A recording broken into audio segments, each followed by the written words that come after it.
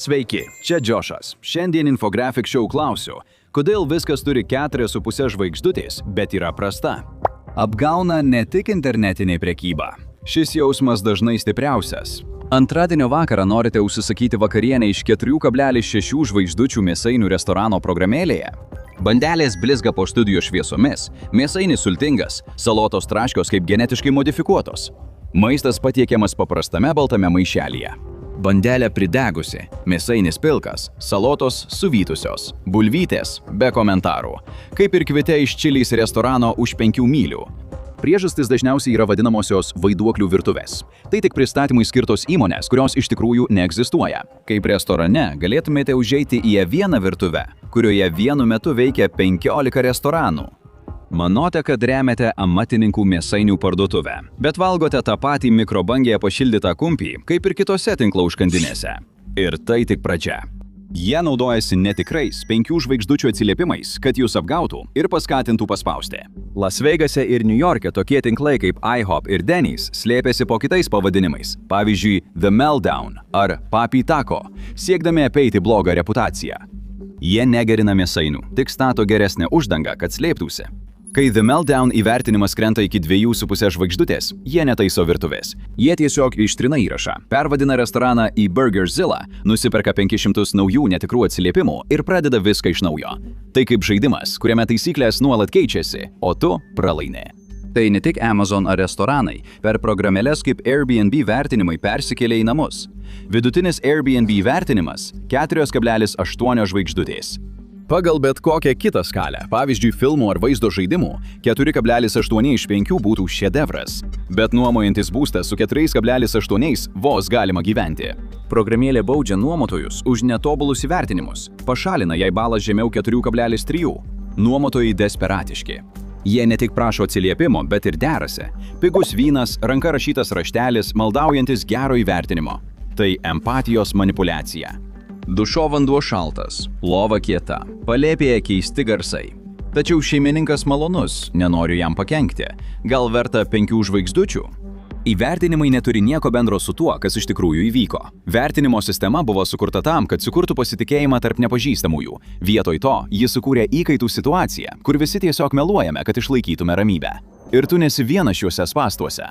Norėdami suprasti, kodėl internetas ir pasaulis tapo vidutinybės fabriku, pažiūrėkite į Goodharto dėsnį.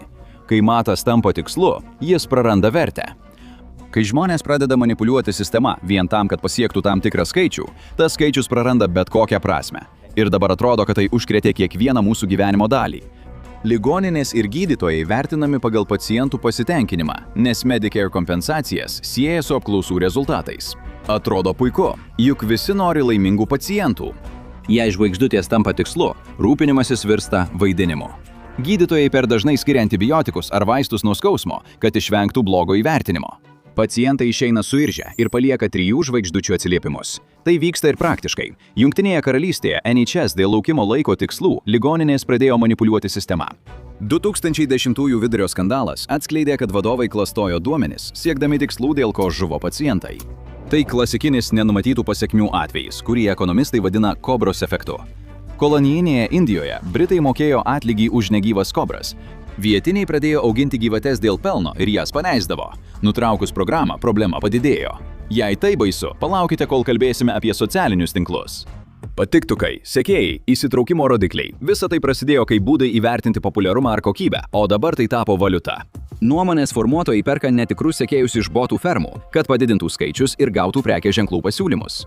Tokios platformos kaip Instagram ir TikTok skatina virusinius triukus, todėl kūrėjai kuria masalą paspaudimams ir pyktį kurstantį turinį.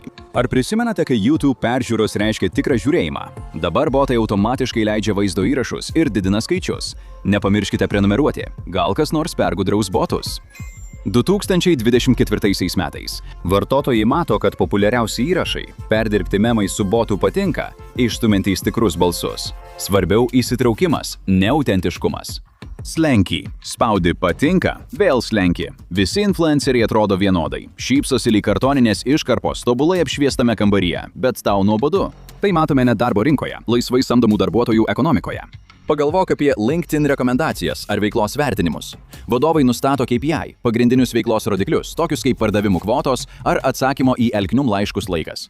Pasieki tą skaičių, gauni premiją, nepasieki, ieškai naujo darbo. Todėl darbuotojai ieško lengvesnių kelių. Pardavimo atstovai bruka produktus tik tam, kad pasiektų kvotas, o tai lemia grąžinimus. Skambučių centruose prarastas pasitikėjimas. Agentai skuba baigti skambučius, nesprendžia problemų, rūpinasi tik efektyvumu. O tikrosios aukos – tai mes. Pamišimas dėl skaičių griauna laisvai samdomų darbuotojų ekonomiką. Šiandien Uber vairuotojai pasiūlo nejaukų pokalbį ir buteliuką vandens ne iš gerumo, o todėl, kad nukritus žemiau 4,6 žvaigždučių, gali būti deaktyvuoti.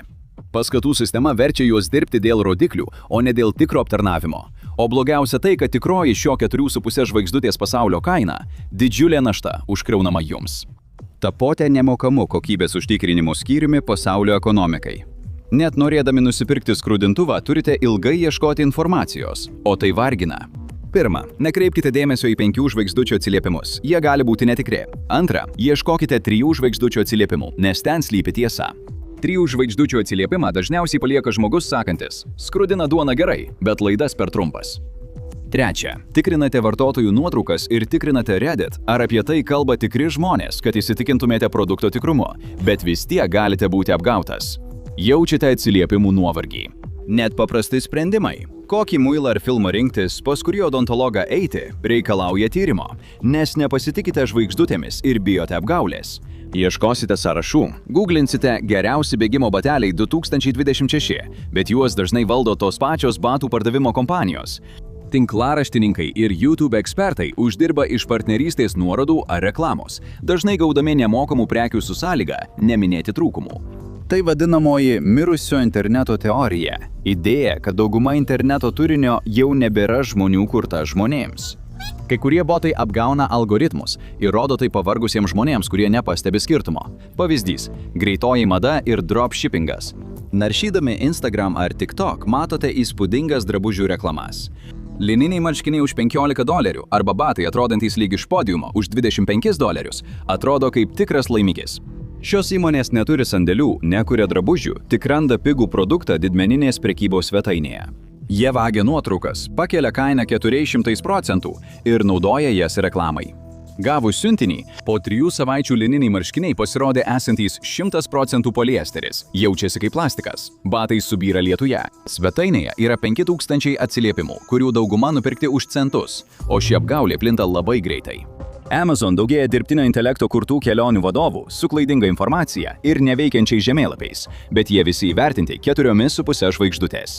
Matome paieškos rezultatus paprastam receptui, tačiau turime perskaityti 4000 žodžių netikrą istoriją. Visa tai sukurta Google robotams, o ne jūsų alkio malšinimui. Socialinių tinklų komentarai pilni botų, rašančių puikus įrašas, kad padidintų įsitraukimą prie kitų botų sukurtų įrašų. Tai savarankiškai besisukanti mašina ir jūs esate jos dalis. Tai savipalaikis grįžtamojo ryšio ciklas. Algoritmas siekia įsitraukimo, botai jį teikia, reklamuotojai moka, jūs tik stebite.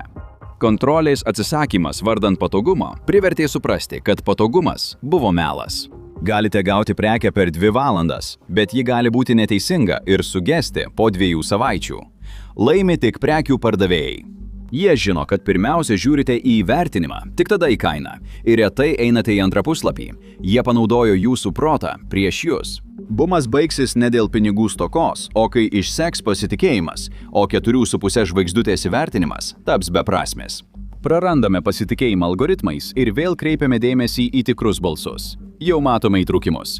Pirmas ženklas – prie Google paieškų pridedame Reddit. Tai kuravimo atnaujinimo pradžia. Patvirtintas žmogaus ar išbandytas žmogaus bus aukščiausios prabangos ženklas. Ekspertams bus atlyginama už produktų testavimą ir sąžiningus atsakymus. Gal žmonės vėl taps svarbus, nes pereiname nuo kiekybės prie vertės. Programėlės anksčiau rekomenduodavo, bet dažniausiai tik skandina triukšme. 4,5 žvaigždutės įvertinimas – bevertis. Kitas etapas – ne daugiau žvaigždučių, o išmanesni filtrai, geresnis vertinimas ir pasitikėjimas žmonėmis. O dabar reikite sužinoti tikrosios priežasties, kodėl žlunga prekybos centrai, arba vietoj to rinkitės šį vaizdo įrašą.